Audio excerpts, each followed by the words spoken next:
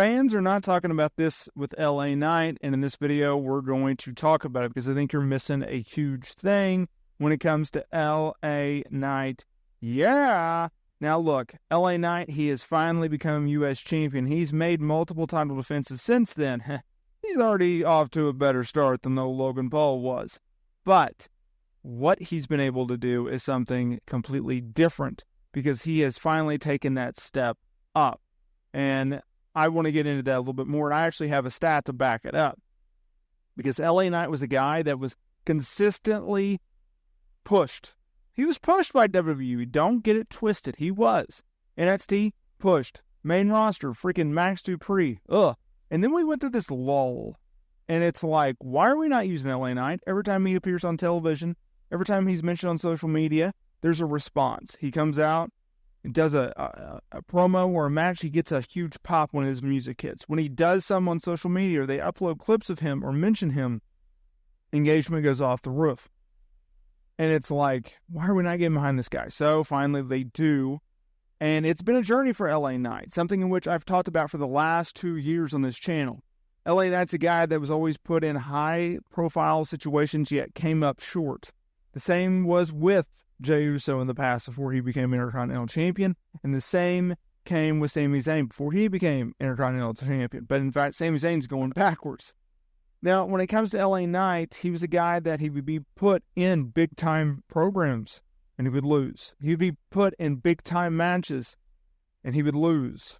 And it's like, what are we doing? Because we spent the summer of 2023 building up LA Knight, teaming with John Cena, being in a feud with The Miz.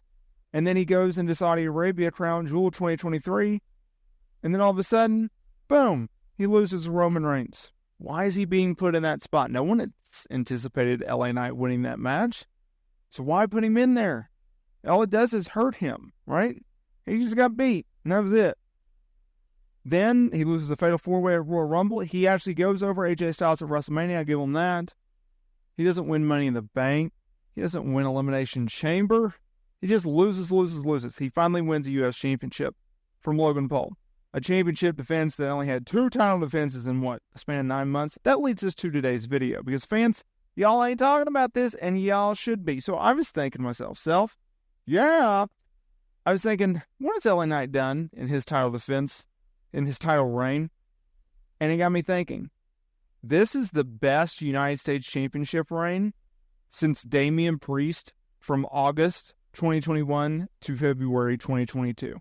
Damian Priest had over 10 title defenses. Other champions in this time, from 2021 late up until, they haven't reached that. Now, clearly, LA Knight hasn't either. In fact, if you go to cagematch.net and you pull it up, since beating Logan Paul, what has LA Knight done? Well, I'll tell you what he's done. He's put on really good matches. He's had 3 title defenses, more than Logan Paul, and he's making the U.S. title relevant again. He had a banger of a match with Santos Escobar. He had a really solid match with Ludwig Kaiser, and he just followed up with a heck of a match with Andrade, all of which have been over 6 out of 10 ratings. And that's notable because these aren't PLE matches. These are television matches. Completely different dynamic. You can have a really good TV match, and it's not the same as a PLE match. It's just not. You have to deal with commercial breaks. You have to deal with timing. You have to deal with time constraints. You have to deal with a TV crowd, right? Because they know, this is the dull period. This is commercial break. They're going to take it easy. PLEs, lights out, all the way out. And the way that Triple H books PLEs these days, when you're on PLE cards, they freaking matter. And you better step up to the plate and hit a home run. Because if not, you won't be on the card.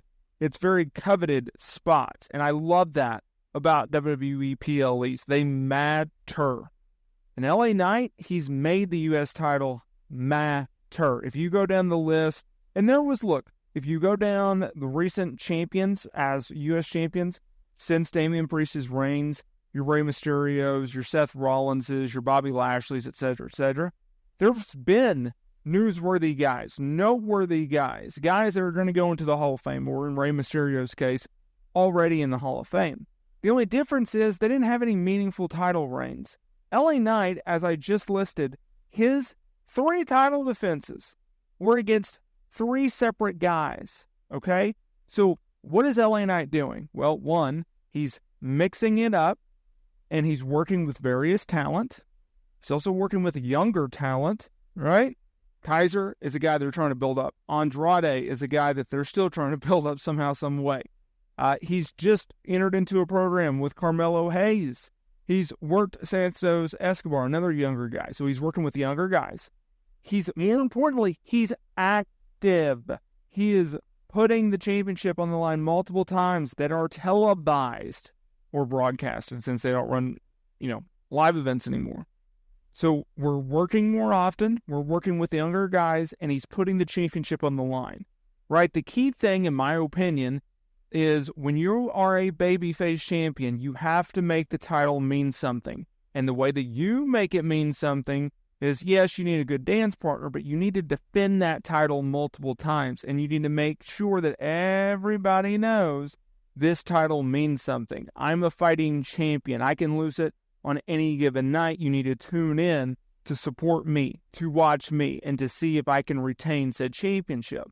LA Knight's been able to do that, and that's a huge, huge reason why I think he's been able to sustain the star power, sustain the support among fans, because whether he's U.S. champion, competing for bigger championships, or just in general doing week-to-week wrestling, fans tune in, or when they are tuning in, they keep it on him, or they'll go watch a clip of him on YouTube or social, because they are invested in him, right? They have a connection with him. And now as a U.S. champion, he goes, hey, this is a title in which I think has been underserved. This is a title in which you need to care about. This is a championship in WWE. It's not a prop. It's a championship. I'm holding it, right? You've heard the saying, I'll say it again. In my opinion, and a lot of people's opinion, a championship does not make the guy. The guy or girl makes the championship, right? Infamously, David Arquette, WCW World Title, right? Like, they tried to use the belt as a plug to get pub, right? To get people talking. It was a PR stunt. And it's like, all that did was water down the title, because David Arquette wasn't a real guy. He wasn't a real champion in that regard. So I love what LA Knight is doing. I love what WWE is doing with LA Knight, and I hope to see more of it. Let me know in the comments there below what do you think about the way that WWE has been able to book and to position LA Knight, as U.S. champion.